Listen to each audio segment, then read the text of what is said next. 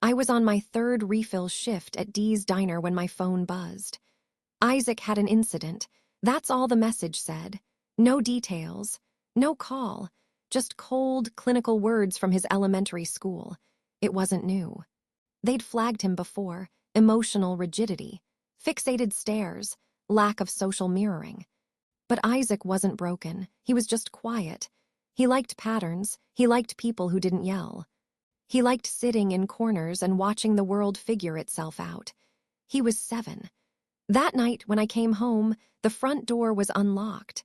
I stepped inside, still smelling like burnt oil and dish soap. Amber, my sister, was on the couch, legs crossed like a queen, scrolling through her phone. Her daughter was painting her nails in the living room. Isaac. He wasn't in sight. "Where's my son?" I asked. Amber didn't even look up. "Upstairs." Probably sulking. He got in her face again, freaked her out. Her voice was smooth, practiced, the same tone she used in her TikToks about empowered parenting. I didn't respond. I just went upstairs. Isaac was curled in the corner of the guest room.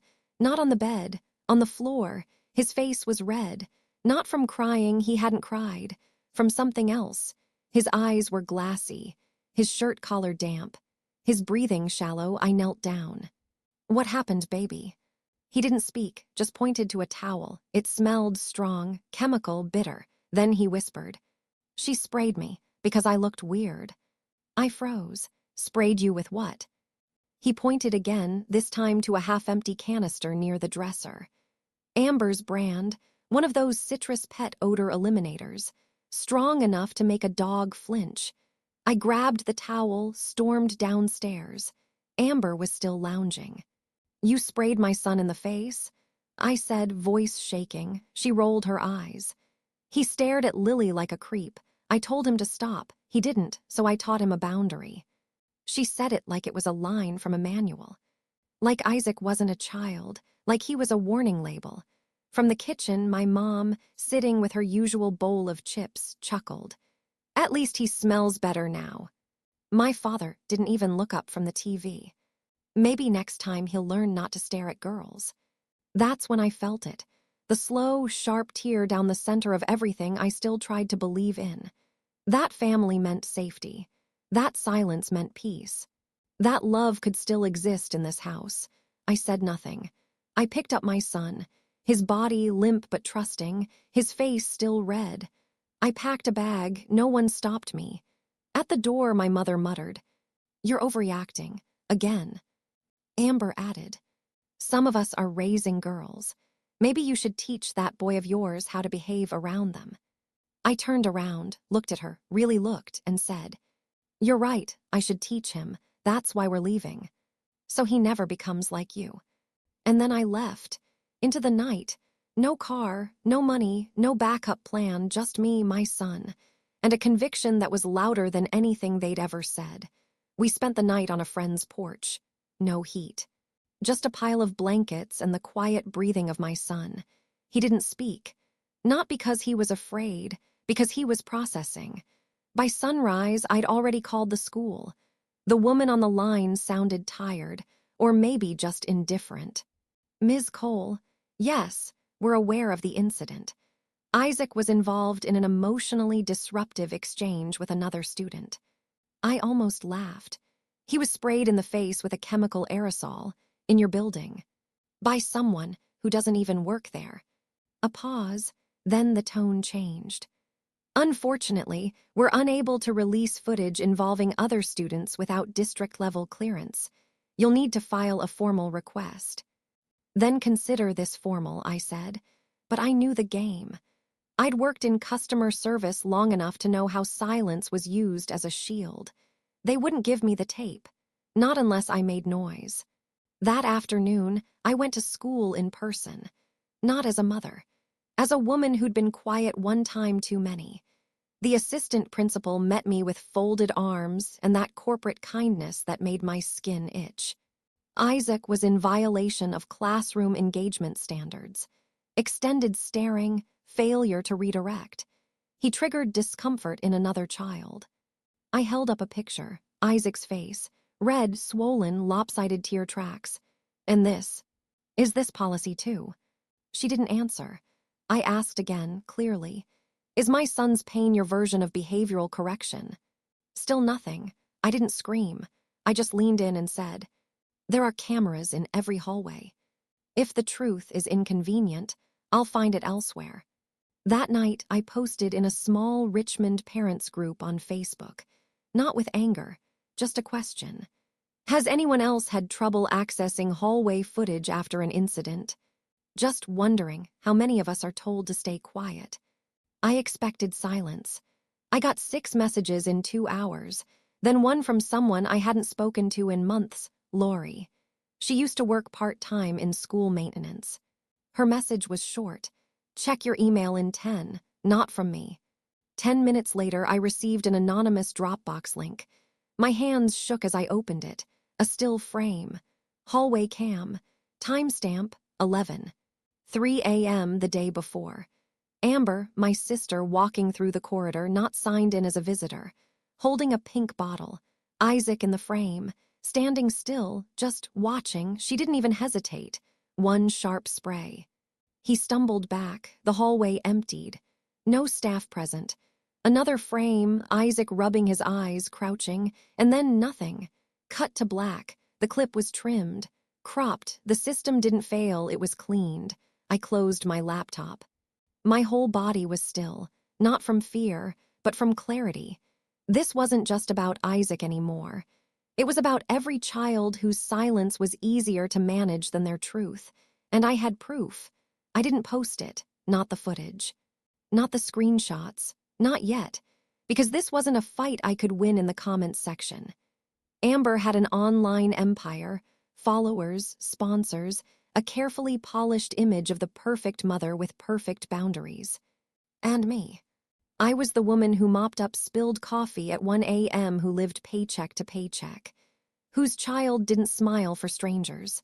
So no, I wouldn't go loud. Not yet. I'd go exact. First, I called the district's Office of Student Safety. They tried to redirect me. I let them. Let them talk long enough to say the wrong thing. We have no official report of external adult contact on campus that day. I emailed the footage. No subject line, no message, just the file. 12 hours later, I got a call back. Not from the receptionist, from the director. She didn't apologize, not outright, but her voice was sharper, more alert. We're opening a formal review into the incident. I'd like to meet in person. I agreed, but not alone. The next morning, I walked into that meeting room with more than a clip. I had timestamps, visitor logs, a printed list of campus entries. Amber wasn't even signed in. And I had one more thing, an email chain forwarded to me by Lori that showed Amber had spoken with the school counselor just hours before the incident, requesting additional support for Isaac, saying he had a history of inappropriate staring and made her daughter uncomfortable. They'd pre-written the story, filed the excuse before the act. I placed every sheet on the table. Then I spoke. My son was framed as a threat so she could justify hurting him, and you all let her. The director's face didn't move, but the silence was loud, uncomfortable, inconvenient, real by the end of that meeting. The footage was submitted to the school board. Amber was placed under investigation for unauthorized access and endangering a minor. A temporary restraining order was filed preventing her from entering any school grounds. But that wasn't the real victory. The real victory came when the district counselor, the same one who signed off on the behavioral concern, resigned. Quietly. No statement.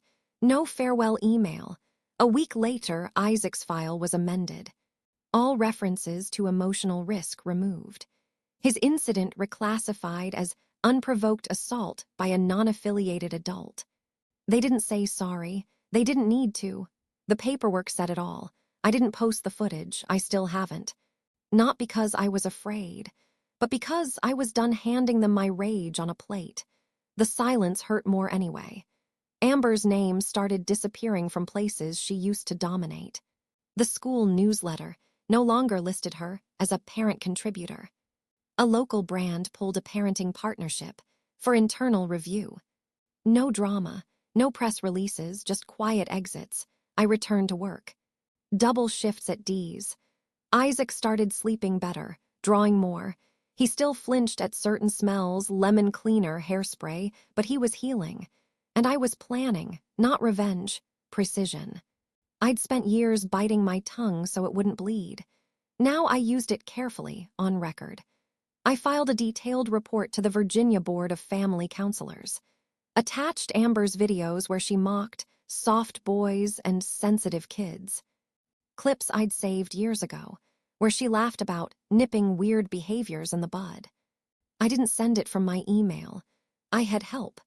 One of the other moms from the Facebook group, a paralegal by day, tired mother by night, offered to package everything. No slander, no emotion, just timestamps, captions, quotes. "We'll let her words hang themselves," she said. The report wasn't anonymous, but it was distributed, quietly, to a few parenting advocacy pages, to 2 journalists who ran a column on digital parenting ethics, to one of her past sponsors, a brand for children's eye care. That one hit the hardest. Their response came first. We were unaware of these public statements, and we have since terminated the partnership. Amber didn't respond, not directly, but her TikTok page went dark. Her Instagram switched to private. Her YouTube parenting vlog deleted entirely. Then came the whispers, people unfollowing, comments on old posts turning sharp. The final strike, a single Reddit thread titled, "Remember that parenting influencer who joked about spraying a kid in the face." Over 6,000 upvotes. No one defended her, and I didn't say a word because I had something better than a comeback. I had my son safe. I had the system corrected, and I had her shrinking not by force but by exposure. She wasn't famous anymore.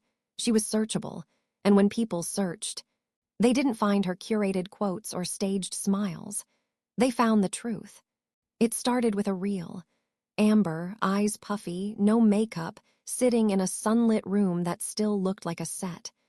"I just wanted to come on here and say I'm human. I've made mistakes. But this cancel culture, it's toxic." The comments were off. Of course they were. But the internet didn't need a comment box to speak. Parenting forums reposted the footage. One captioned it, "Spray and pray, the redemption tour no one asked for." Another, "Imagine harming a child and calling the fallout cancel culture." Still, she tried. A second video, this time holding her daughter's hand. She was scared. We both were. People are attacking our family over a misunderstanding. Someone found an old live stream of Amber joking. "When my nephew starts his creepy staring, I grab the Febreze. Works every time." The internet stitched the clips together. No narration, no edit, just her contradicting herself. Then came the call, from my mother. I hadn't heard her voice in months. It trembled. "You need to fix this. She's losing everything. She can't even leave the house." Sponsors gone. Lily's school got letters. It's tearing the family apart. Family. The word hit like a bitter joke. I looked over at Isaac, curled up on the couch with his sketch pad. He was drawing again, this time a house with no doors, just wide-open windows, light pouring out. "You can't let your own sister fall like this," Mom added, so I answered. "You let my son fall, and you laughed." Silence, then a whisper. "We didn't know it was that bad." "You saw him cry. You saw his face." I paused. "You didn't need to know. You needed to care." I hung up, and that silence, that wasn't grief, that was consequence. I didn't think she'd go that far, but Amber filed a formal petition. Not to sue for defamation, that ship had sunk. No. She wanted control. She claimed that the trust account Isaac received from a local trauma support nonprofit, a quiet donation after our story circulated, was being mishandled. In her words, "Given Nina's unstable employment history and emotional volatility, I believe I'm better suited to manage the funds on his behalf." She filed it in family court. She thought I'd come unarmed, but I'd been preparing, Not for her. For Isaac. At the hearing, she showed up in a beige blazer, fake humility dripping off her like old perfume. Her lawyer spoke first. My client simply wants what's best for the child. She has years of parenting education content, verified platforms, and experience with structured discipline. Whereas Ms. Cole has a history of financial hardship and lacks a consistent support network. I didn't interrupt. Because I had mine. When it was my turn, I didn't speak first. A woman in a blue cardigan stood up. I'm Dr. Rivera, she said, Isaac's trauma counselor for the past 14 months. She didn't recite notes. She told the room what silence sounds like in a child. How Isaac used to flinch at female voices. How he'd whisper instead of speak. How now he could look her in the eye. Then came his art therapist. Then the volunteer coordinator at the community clinic where I'd worked weekends. Then the program lead from my new job, supporting behavioral reintegration for at-risk children. Each of them spoke not about my pain, but about my pattern, a pattern of showing up, of rebuilding, of choosing healing over revenge. Amber's lawyer tried to object. The judge waved it off. Then came the kicker. Ms. Everly, the judge said, you've submitted no documentation proving you have a legal or biological claim to this child's assets. Your argument is based entirely on personal judgment and outdated family dynamics. Amber's voice shook. But I'm family. The judge looked unimpressed. So is the trauma, and that, unlike you, has been documented. The gavel came down. Petition, denied. Full administrative rights remained with me. Amber left the courtroom red-faced, whispering furiously into her phone. My parents weren't there. No one was, but I didn't watch her leave. I was too busy holding Isaac's hand. He looked up at me and said, Are we done? I smiled. Almost, just one last thing. As we walked past the courtroom doors, the media stood outside. Amber had called them, hoping to spin the hearing in her favor. A woman shoved a mic at me. Ms. Cole, do you have anything to say to your sister? I paused, then leaned toward the mic, and said, She made my son bleed. I made sure she can't touch his future. We're not even. We're free. And I walked away.